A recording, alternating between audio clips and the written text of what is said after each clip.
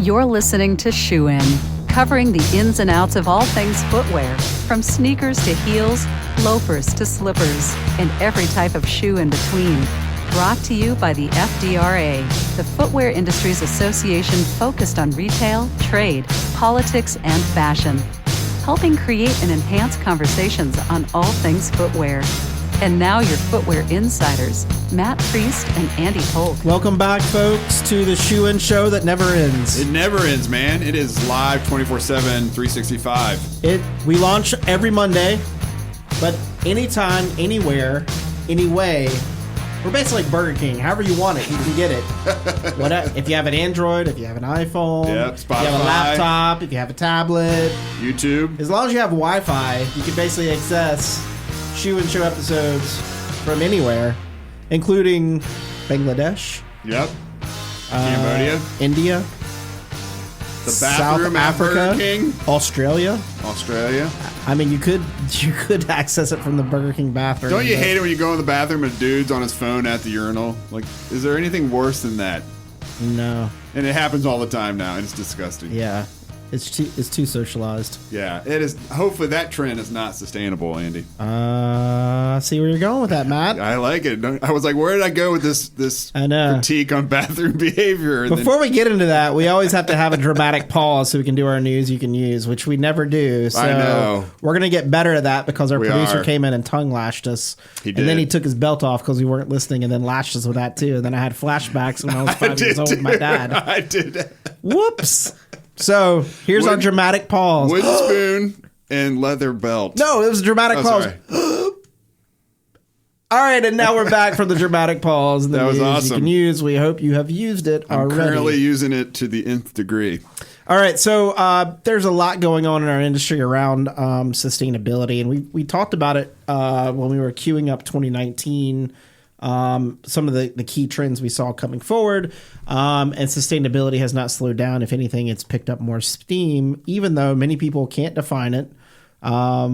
And you know, their marketing teams kind of define it for them, or there's a project here, or a program there. Nothing's really tying things together. So at FDRA, we're trying to tie things together, and over the next 6 months to a year, there'll be a lot of programs, resources, events, training, and projects we're setting up that people can get involved with to try to kind of rise all boats on this. You know, not everybody's Nike that can throw money at a project or create something really unique around solar panels on factories or something like that. But everybody can do something, and so part of that is talking about it. Yep.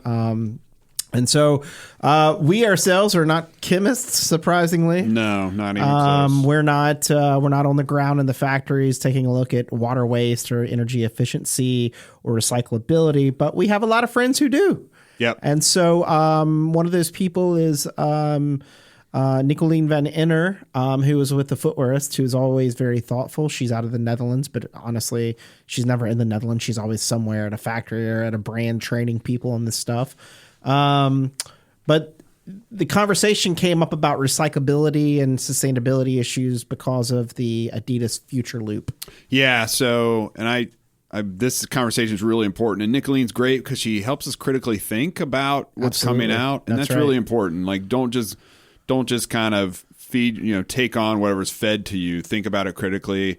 It doesn't mean all these things are negative, but it also means is that sustainability is the Wild West, right? And the brands are deciding how to define it, whether it's extending the life of garbage, like the Parlay initiative with Adidas, or actually making a shoe that you can totally deconstruct and recycle, which I think Nicoline is an expert in. And that's the industry's not really looking at that, and I don't even know if the consumer really wants that to be that extreme.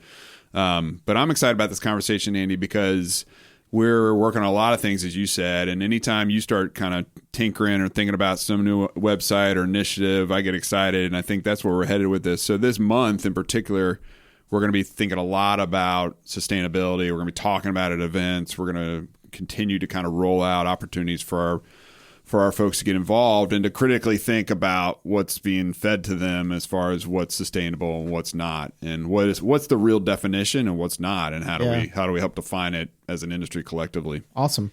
Well, this conversation was taken from a Zoom interview that I did with Nicoline a few weeks back on this topic because I was curious like a cat. So we got on the phone and I just basically just started asking her questions about what she thought about this, what she was hearing. She has a great perspective on what's happening in Europe and challenges around recyclability. So with that, I guess we'll just go ahead and roll the clip. Hope you enjoy it, and then we'll be right back.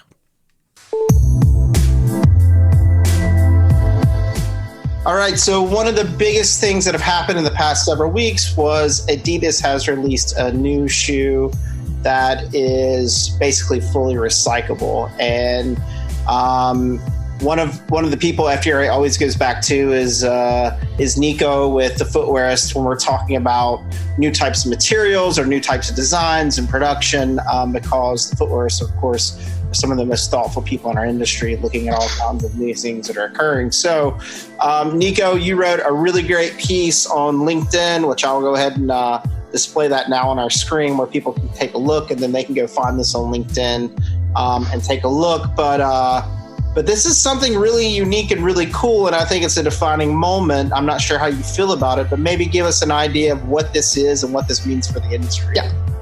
No, I definitely do think it's a defining moment. Is it the perfect solution to everything yet? No, not yet. But it is an absolutely major achievement. As you saw in the pictures that you pulled up right now in the interview, in the article, you can see that actually at first sight, there's nothing different from this shoe compared to like Adidas Ultra Boost and other styles that they've released in the past years.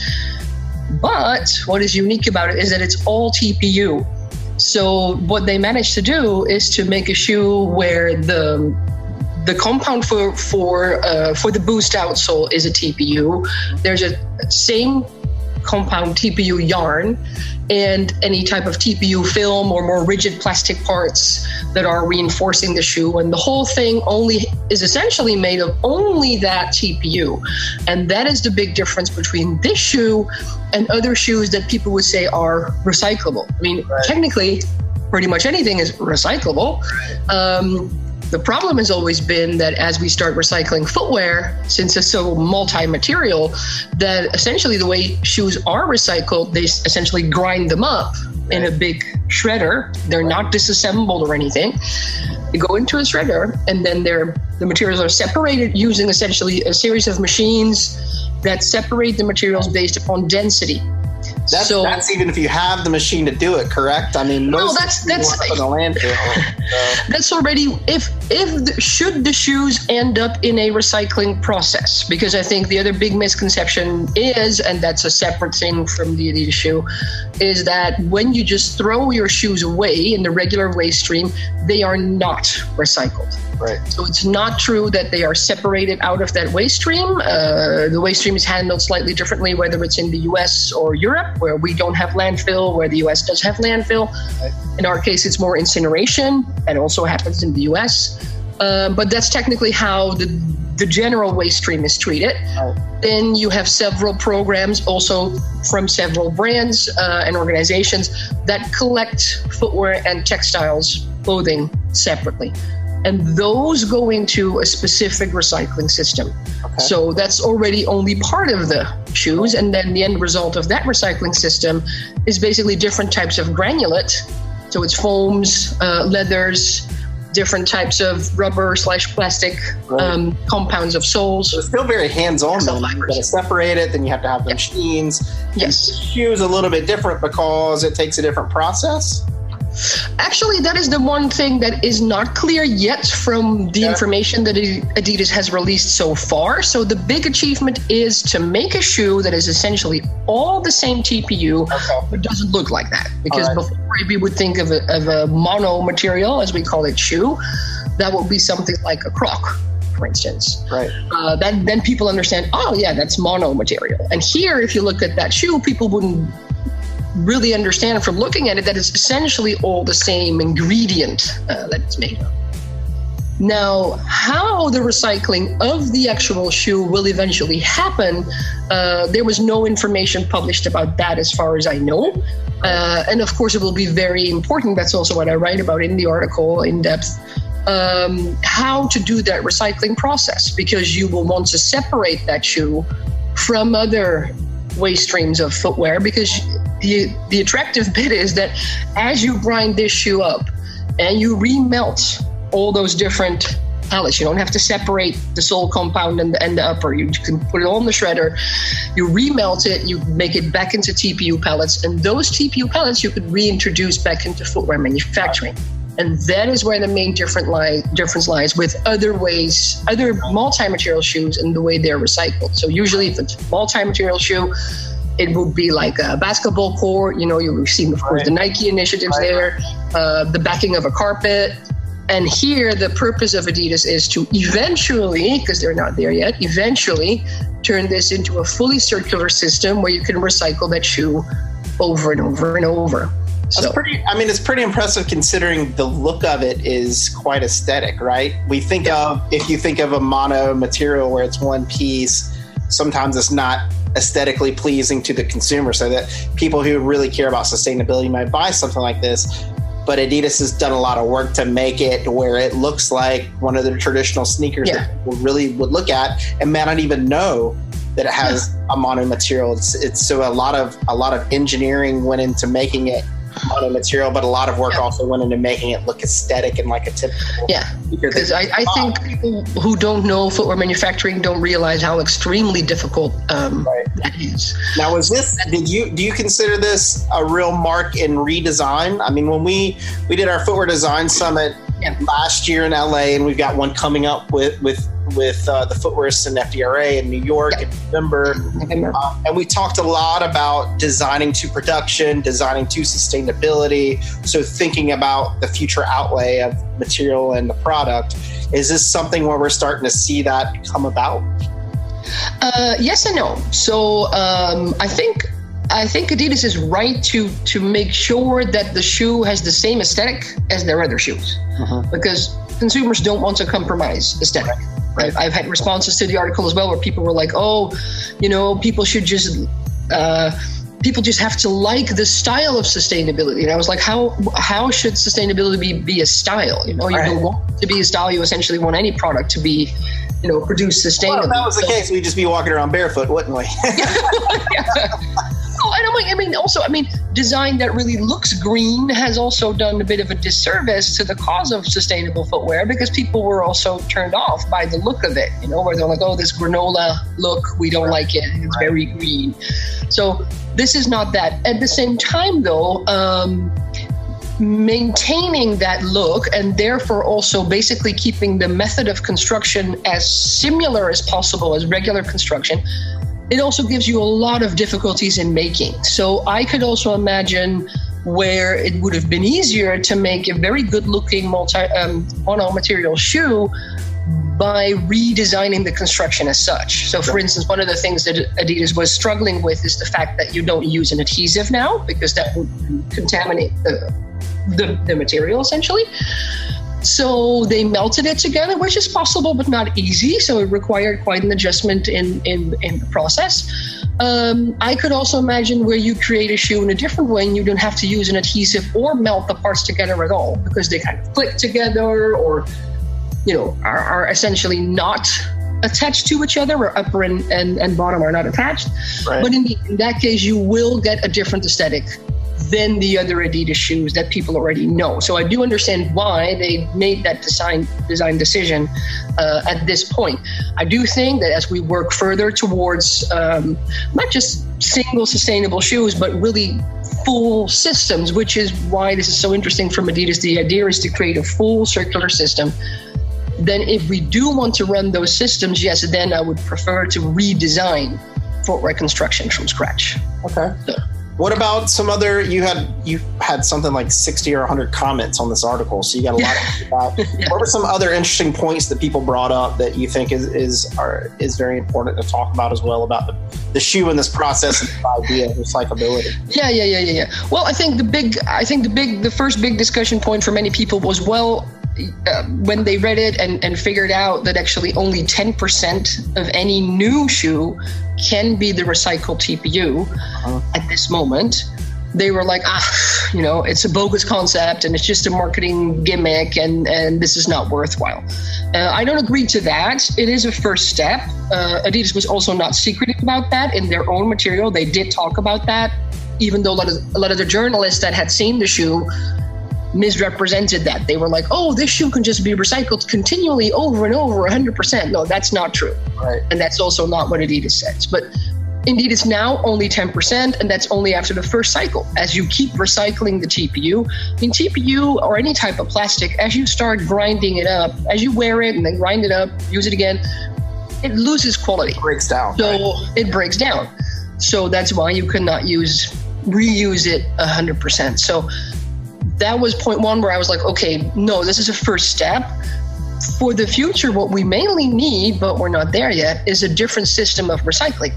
So rather than saying we're going to grind everything up, we're looking at what we would call waste to chemicals, chemical recycling, where eventually you would be using depolymerization, breaking down the polymers back into their basic building blocks so that you end up with the base chemicals again and can then reintroduce those into the process, right. Which still doesn't always mean you can recycle 100%, but you could get much higher percentages out of that.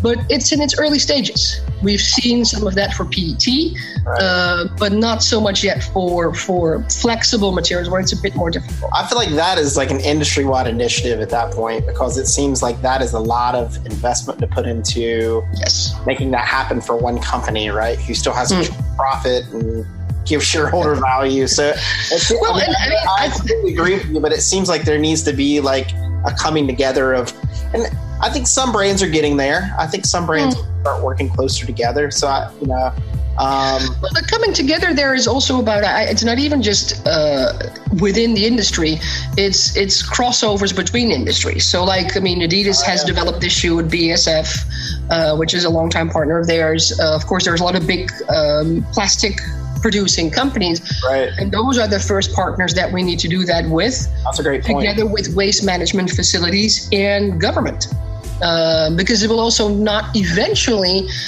in my opinion, not really make sense to have every single brand take back its own shoes and then ship that somewhere. Eventually, I could imagine that it's a municipality that somehow takes care of collecting the waste, and then getting it to chemical recycling. Right. But we're not there yet. We ourselves in November have a new training for footwear waste management system. Yeah. Here we actually do visit a lot of these chemical companies, plastics companies, and also companies in biofabrication that are working on new ways of recycling, to also show people how that is actually working, what is happening now, how are shoes treated in the waste stream, what is cutting edge research, and what direction is it going, and how can we really design footwear for a circular system. All right, so that's a good point to kind of wrap up our discussion today. But the Footwearists do a ton of really interesting, dynamic, impactful training from workshops and summits. Obviously, they work with FDRA a lot, helping us develop good content for our summits and also run the design summit. But you just mentioned that initiative. Are there other workshops that people should be thinking of around this? And then also make sure you tell us the website so people can go to the website. Okay, everything is on our footwearists.com website, where we have a training section where they can find that. We also have various training sections on footwear design and manufacturing management, especially when it comes to how to implement new technologies. And one of those trainings is also for more sustainable design. This is not so much a course for designers, but for design managers to really understand how to change the system in which they design footwear to make that a lot more sustainable. And we'll go into a lot of the misconceptions that people have. That was also one of the other big responses I got to the article, which I think is a good one to mention as a final one, which is the comments of people saying, oh, this is really bogus because they should have just used bioplastic. because you can already make fully sustainable plastic that is biodegradable. Right. It's exactly those types of misconceptions that we are addressing also in the course, because yes, there is such a thing as bioplastic, which generally doesn't mean that it is a plastic that is 100% of natural material. It's 100% bio-based. Usually it's still plastic, but with a bio component. Right. That also doesn't mean that it's biodegradable. I mean, again, like with recyclable, everything is essentially biodegradable, right. But it, depends on how long does that take. And also, at this moment, a lot of these materials are not market ready. I talk in the article quite at length about biofabrication, which is not the same as bioplastics, essentially culturing materials in a lab, which I do think is, a very important development for the future. And I know Adidas is also interested in that. And I know this is a big thing of Parley that they work with right. as well. But this is further down the line. It doesn't mean that we don't need the initiatives like the Future Craft Loop at this moment. It will be a process of many steps. And even if we can biodegrade everything, it doesn't mean that we want to. Biodegradation is not the same as you just put it in your garden and it just vanishes. Right. I wish it was that simple, but it's not that simple. So those are all the things that in from different angles, whether it's from the management perspective or the R&D perspective, that we talk about in various trainings that we have. Awesome. Well, this is always fun to talk to you. Again, this is Nico. You can go to her LinkedIn page and check out that article. And of course, she's going to be at our upcoming Material Summit talking about emerging materials, just like we talked about today. This is a good plug for that, but also our Design Summit and many other things, because I think, as you heard today from our discussion, there is a lot of marketing and a lot of buzz around product and materials. And if you really want to know what's happening, you got to have in-depth conversations. It can't just be cursory ideas, or you can't bring old ideas to the equation and table. You've got to talk to people and really understand what's happening in our industry and other industries as well, as Nico pointed out. Yeah. Happening where we can grab these practices. Yeah, what was interesting, we got a lot, for instance, the footwear waste management one, we got so much, I didn't even expect so much interest from people from outside the footwear industry. Right. Because essentially, if you understand how to recycle footwear, which is so many different processes involved, so many different materials, then you can solve any other type of process. Yeah. We've had people from completely different industries who were like, I want to go join your course. Right. Because I need to know this as well. And even though I don't do footwear, it answers so many of the questions that I have and issues that I'm struggling with. So that was definitely very interesting. I've had huge online retailers, department stores that are also preparing for their own recycling systems for many different products come to this training. Very cool. Yep. Thank you very much for your time. Okay. And we'll post this on. All right. So as you can hear from that conversation, there's a lot to recyclability, starting with the design process. It's not so much the product and even the materials and how you deal with it on the back end, but it's starting at the front end. And as you also heard, there's a lot of interest in companies thinking about this and trying to do this. So this podcast and what we do at FDRA really is about trying to get people to think. And if we get you to put your head up from your desk and just think about something a little bit differently, we've done our job. And I think that conversation, if you listen to it in full, really will make you think a little bit differently about sustainability and about recyclability. And we, of course, want to thank the Footwearists for being partners with us.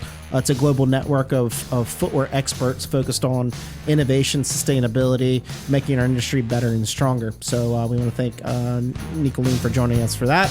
For our whole FDRA team and Shoe and Show, we want to thank you for listening.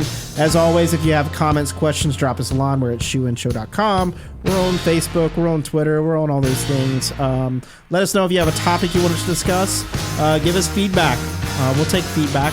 And you can also rate us on any of the podcast services that you subscribe to. So again, thank you for listening. Until next time, Shoe In is out. Shoe In has been brought to you by the FDRA, the Footwear Industries Association focused on retail, trade, politics, and fashion, helping create and enhance conversations on all things footwear. For information about FDRA, visit fdra.org.